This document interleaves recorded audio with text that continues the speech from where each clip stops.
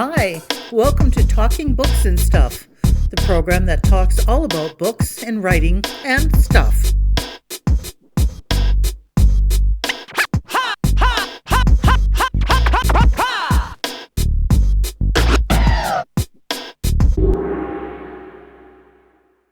Here's your host, Dennis Rimmer. Thank you again for tuning in to Talking Books and Writing and Stuff. I hope it's your number one podcast. Today with us we have from the 604 area code, author and Professor Emeritus of English from the University of Toronto, but he's now, like I say, in the 604 area code, J. Edward Chamberlin. The book we're going to talk about is Storylines, How Words Shape Our World, but there's lots more to talk about, and apparently we can call him Ted. So, Ted, thank you very much for being with us today. Pleasure to be here. And like I said, Mr. Chamberlin, Ted is an officer of the Order of Canada, an acclaimed author, retired professor emeritus. I guess that means you are retired when you're a professor emeritus of English at the University of Toronto, U of T. But back a bit ago, Ted, you had a book, If This Is Your Land, Where Are Your Stories? Now, was that a result of your work on sovereignty and land claims in Canada? Is that how that came about? That certainly was one of the inspirations for it, and that's where the title quotation came from. It was a comment made by a Gitxsan elder. The Gitxsan lives along the Skeena River, lived there and have lived there for probably 12 or 14,000 years, and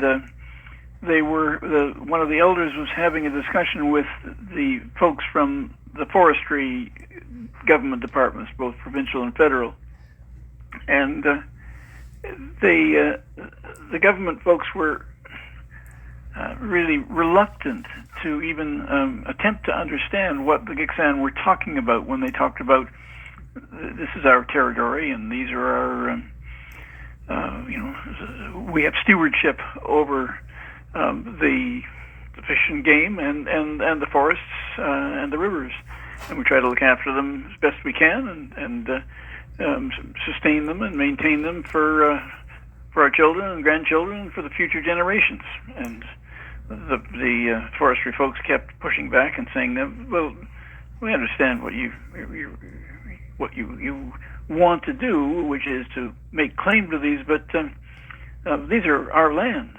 And the elder said, if this is your land, where are your stories? And it was astonishing. I wasn't there, but several people I know were. They said almost immediately the government negotiators understood what they were saying, which is that their claim went back in storytelling literally thousands of years, and the settlers, the newcomers, most of us have recent stories, but they're no match for those settlers. So that's where that came from, and out of it came a book about storytelling and the nature of stories, which, while it came from my work with land claims and sovereignty and a range of other issues at the center of Indigenous life in Canada, it also came from my trade, which was teaching literature. I mean, literature is, at the end of the day, an upscale name for stories and songs.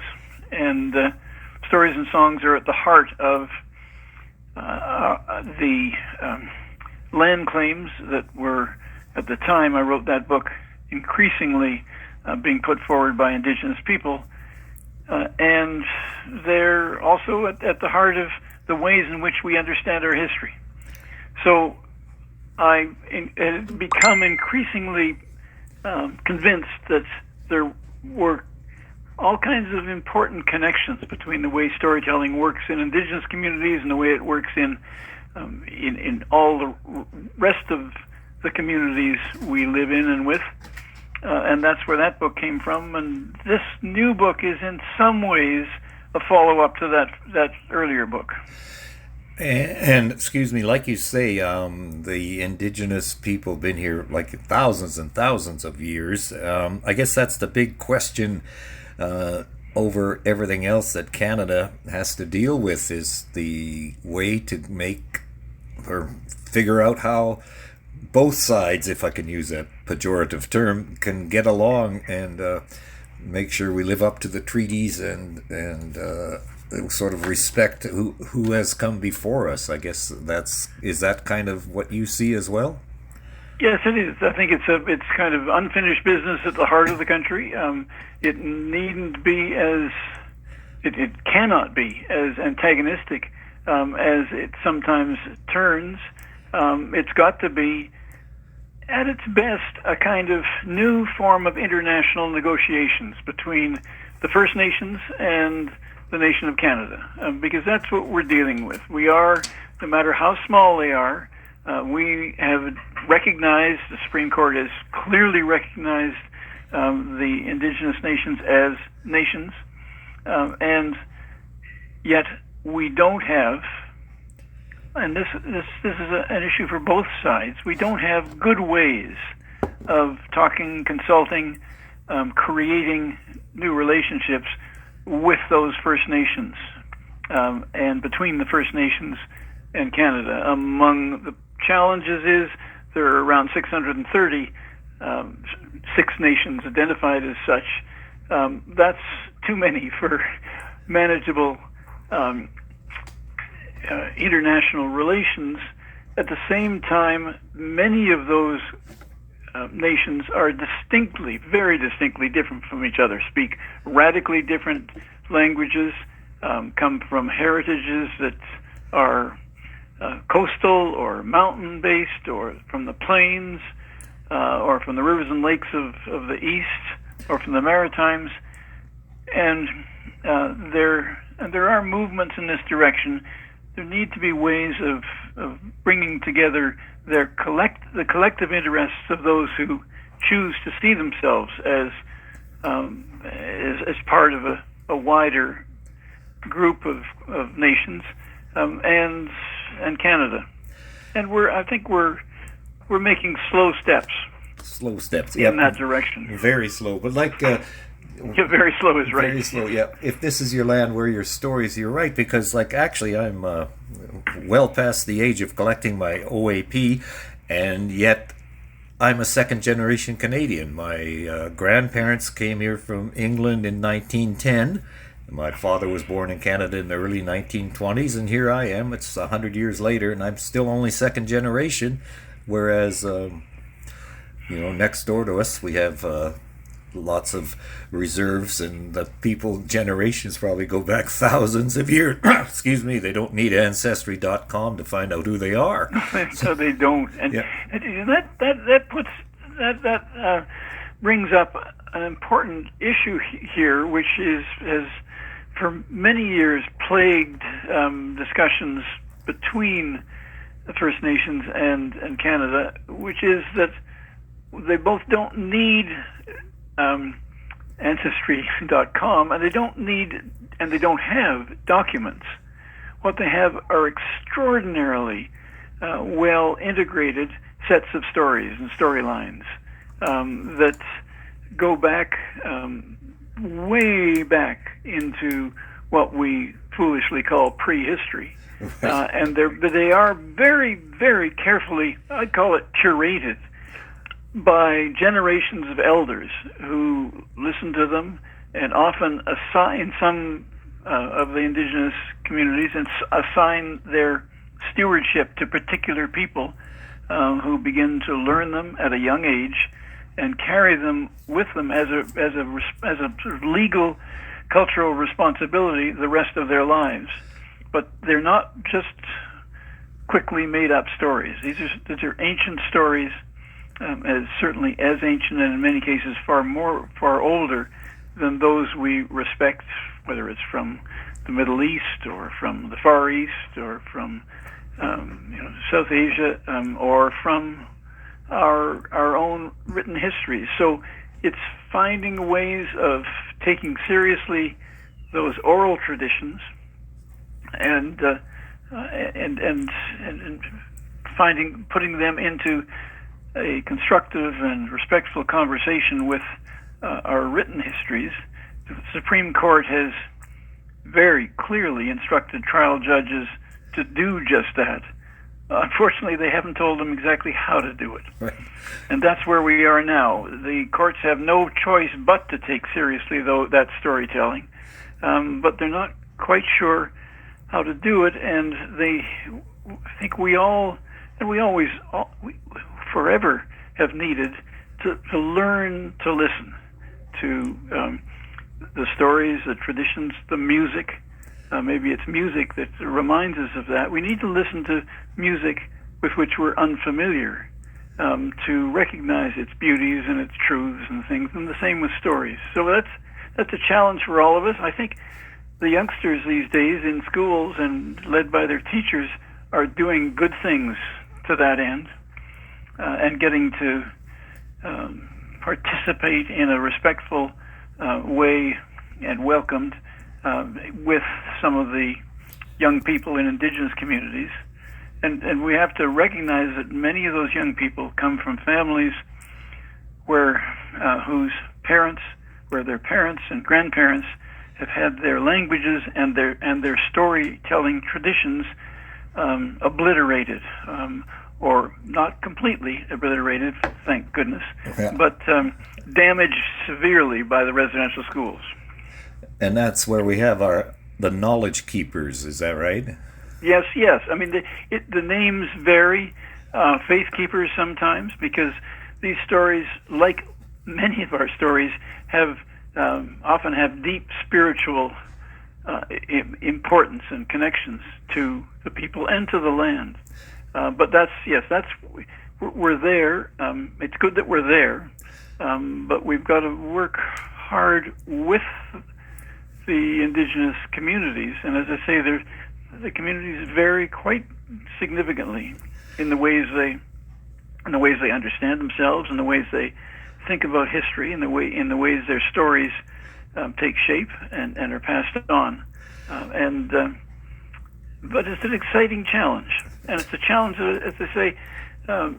I think the young people I've talked with and the teachers I've talked with, one of them, my daughter, who is principal of one of the schools in Vancouver, it's starting to happen with with kids in school. Yep, and as always, that's where things happen.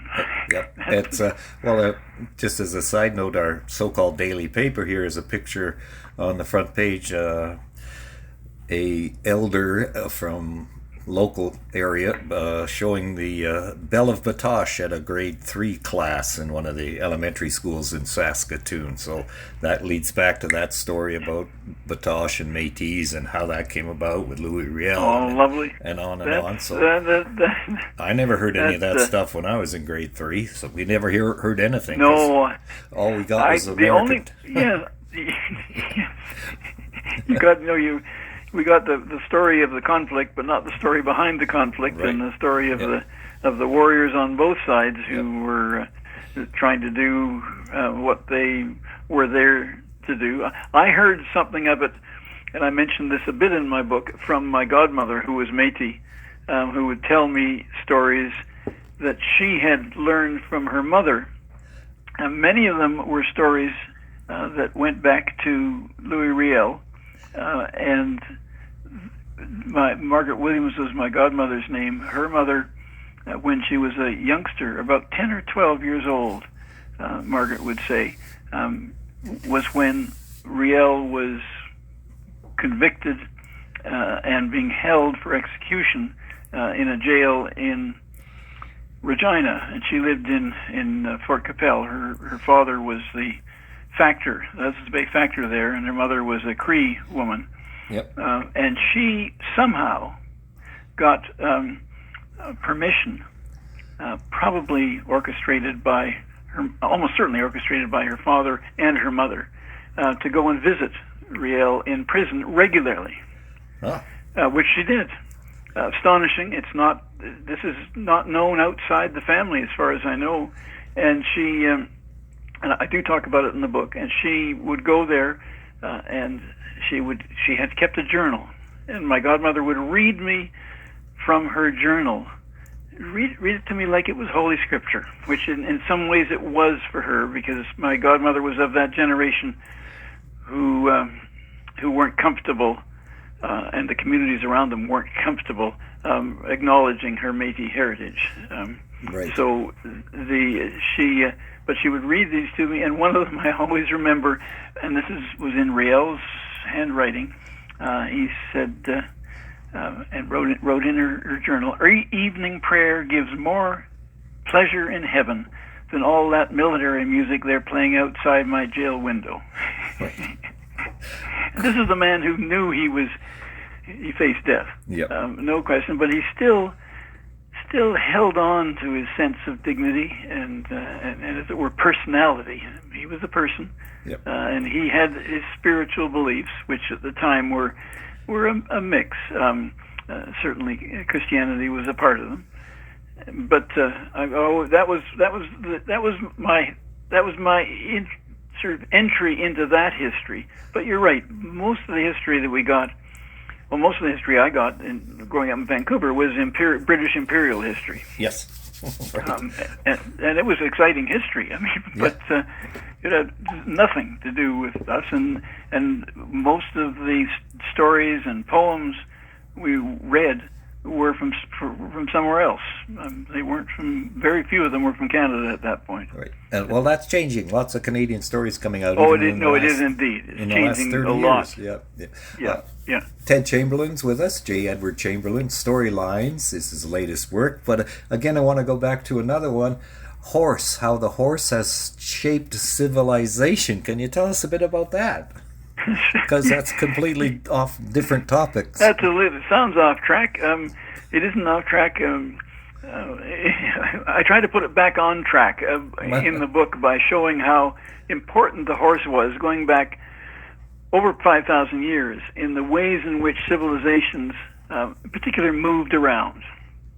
And it was also one of, and this is the sort of sad side, one of the chief military instruments of wartime for thousands of years. If you had good horses, you were a powerful military enterprise, and that was the reason why there were prohibitions in many of the communities, the Middle East in particular, for selling any of the horses, especially any of the broodmares or the stallions outside the community, because that was like selling military equipment. Right. So the great thoroughbreds came from a breaking of that by one of the things about horse breeders and horsemen is they don't take orders all that easily. So people sold some of the stallions anyway, but it was horses were, and there were a whole bunch of elements. They're kind of scientific advances.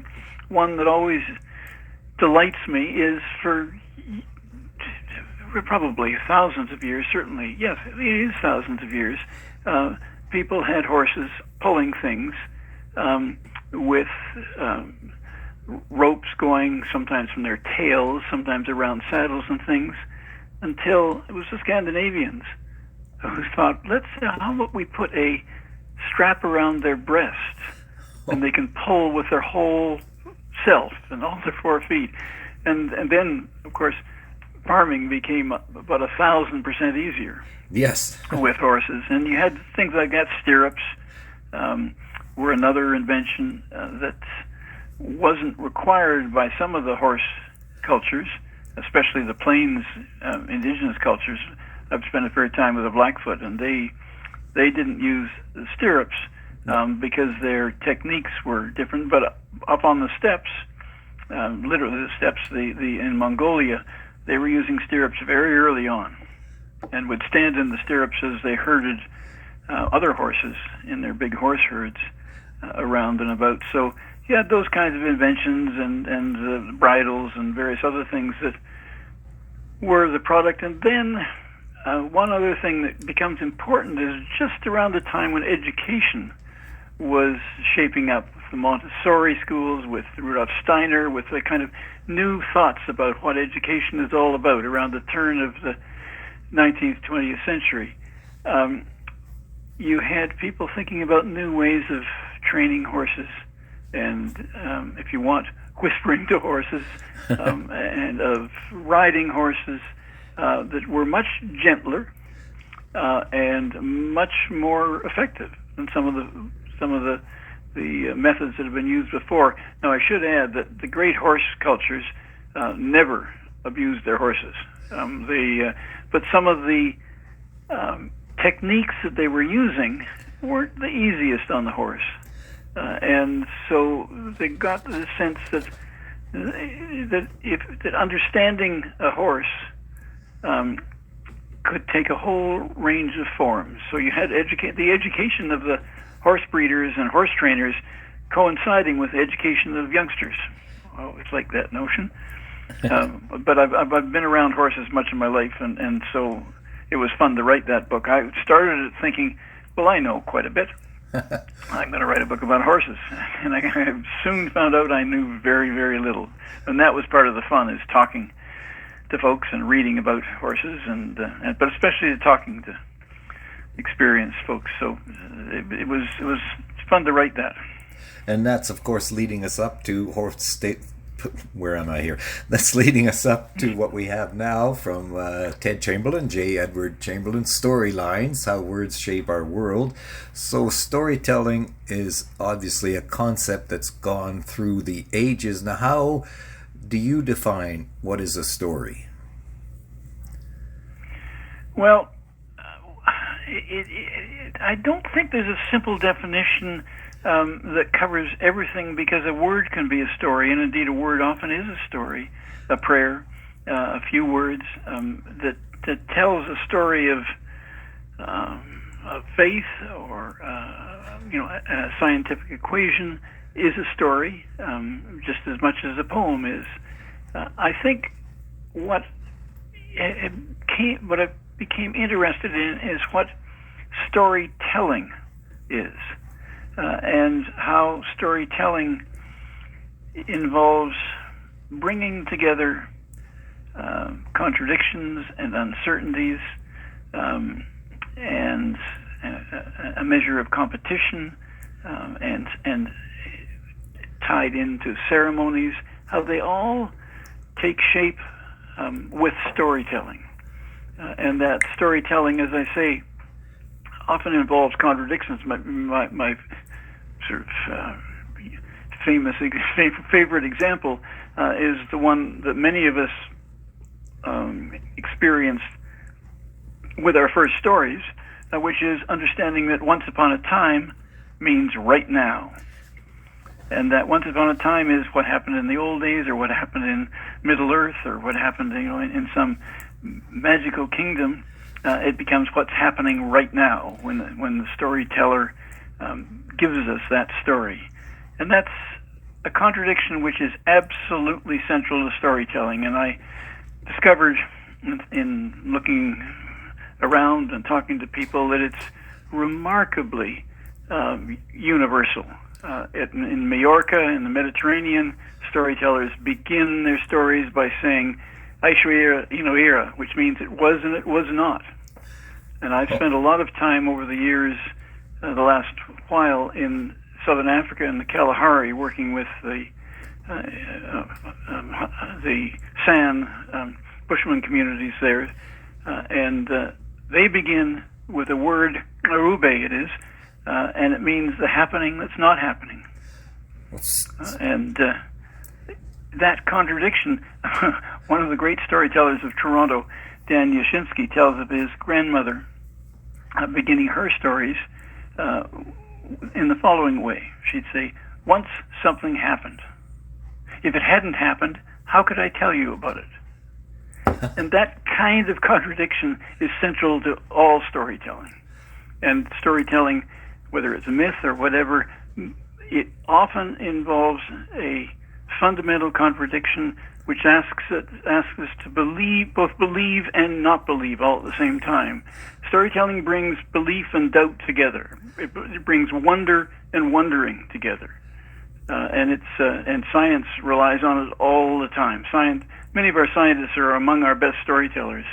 They tell us a story and we believe it, even though we have sometimes absolutely no idea what they're talking about. But if they tell us that light is both a wave and a particle, yep, we say, sure, good, thank you. That helps. Yeah, what does that mean? Yeah, exactly. The general theory of relativity, sure. That's it. Yeah, it's and the other thing about them is they relish competition. They wait for someone to say, that's a good story, I've got a better one. And that I've got a better one is absolutely central to science. And not just in our Western communities, but in indigenous science as well. Someone comes up with a better understanding of the habits of salmon, say, out here on the coast. Right. Because it's been passed on to them by knowledge and by understanding where to look for indications of what's healthy for the salmon. So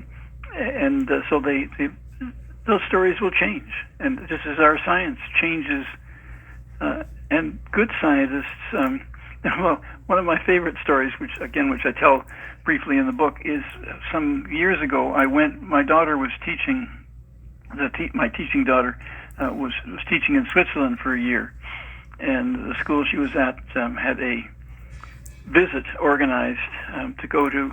It's what's called CERN, C-E-R-N. It's where the great, what they call the Large Hadron Collider is. The collider, yeah. Because they have a smaller one here in Saskatoon. Yeah. Yeah. And where they're testing out the theory of the origins of matter, and trying to go back in their understanding to what is sometimes called the Big Bang, when the Earth took shape in the way, I don't mean the round shape necessarily, but when things that we think of as material became material things. And I went with her and some students, and we were it was a wonderful trip because we were welcomed by scientists at this great international scientific laboratory, essentially, and they talked about all these small particles. Small doesn't even catch it. I mean, just about as small as you can possibly imagine, traveling at very close to the speed of light around in a circle, and then getting them to collide with various things to see what happens and what new particle may emerge. And one of them was talking, and he was someone who'd been working there flat out for over 30 years. I think it was 35 years he'd been working there. And so he was a dedicated small particle physicist. And he said, we're getting close. I think we're getting close to what we hope will confirm our theory of the origins of matter and the nature of small particles. And then he stopped and looked at the audience and said, the audience of kids and a few adults like me, and he said, of course, we might be wrong. And then he broke into a big, big smile and said, and wouldn't that be wonderful? We'd have to start again. And that, to me, that's pure science. And it's science at its best. And it's anyway. Well, one of the things that fascinated me is that element and the relationship of stories to science and religion, but also, of course, to everyday life and the ways in which we understand the world and understand each other too, and tell stories about each other. And one of the things that I keep coming back to on that score is how one story, a story that sort of prevailed for hundreds of years and in many ways still does, influenced our sense of certain people. And that story is a story of the takeover of territory and land and sovereignties around the world during the you could call them the great. I wouldn't call them great, but the massive European imperial moves onto indigenous lands in the Americas, first of all, and then increasingly around the world. And when that was sponsored by what was called at the time, and it was put out by the then Pope in 1493, the year after Columbus. Oh, right. And it was called Doctrine of Discovery. Right. Yep. And it opened the way for the takeover of those lands, and not only that, it provided a kind of inspiration to do so, for the sake of spreading the word of civilization and the gospel, but of civilization in particular. And it was then sort of put into legal form in a phrase called terra nullius. And terra nullius essentially means this is land that belongs to nobody. And so you can take it over, and you indeed should take it over, because it will be better when you plow it up and turn it into farms and cities and things.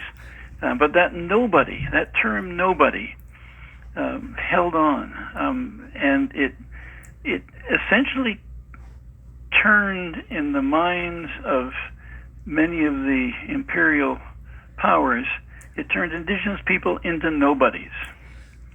And in 500 years, we still haven't got beyond that, and we've got to get beyond that quickly, because living with under the shadow of being called a nobody isn't nice for anybody, and was just brutally damaging to many indigenous people's sense, and God knows how they've managed to maintain the integrity of their communities and their traditions and their cultures and their spiritual beliefs is in itself a miracle. But they have. So we got to find ways of helping that. One way, of course, is the Jamaicans have a word for a story that needs to be put out of circulation. They say it need fided. Well, the Doctrine of Discovery needs fided. In fact, it looks as though it's being put out of its misery, but it's been around for 500 years. Yeah. And we don't want to wait another 500. And we are getting onto it, as we started off. Yeah. You and I just started off telling, but stories. One of the things about this book is it started when just after I retired. I was thinking about the ways in which stories that I taught and loved teaching, stories and songs, because poems were always part of that, and that it was just closely related to the storytelling in stories and songs of indigenous peoples.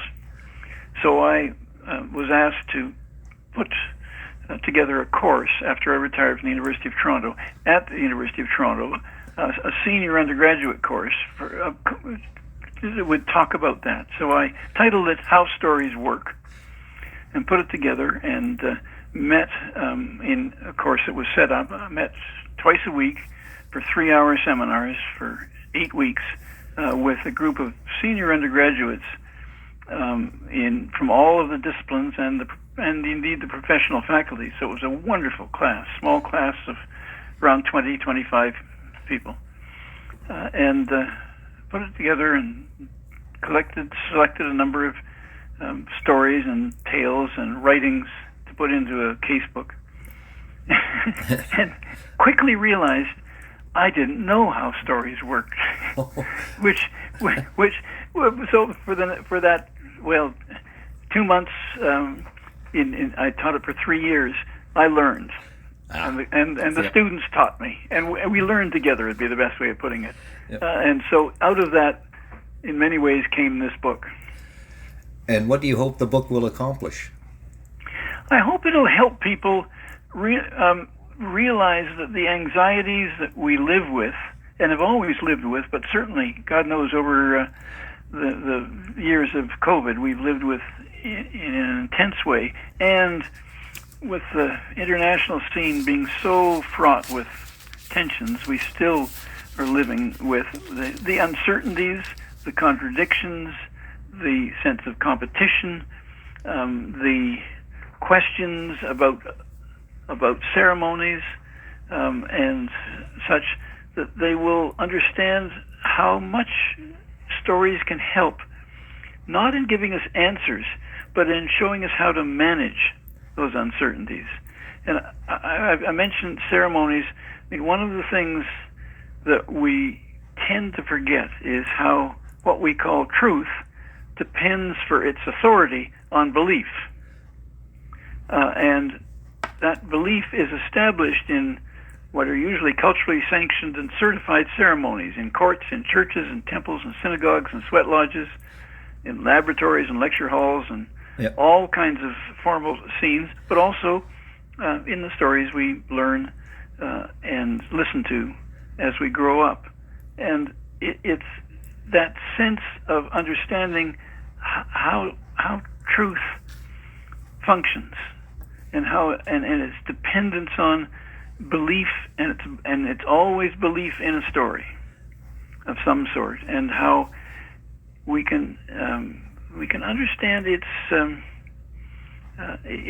uncertainties around truth if we understand the uncertainties that are at the heart of storytelling, and we can manage them.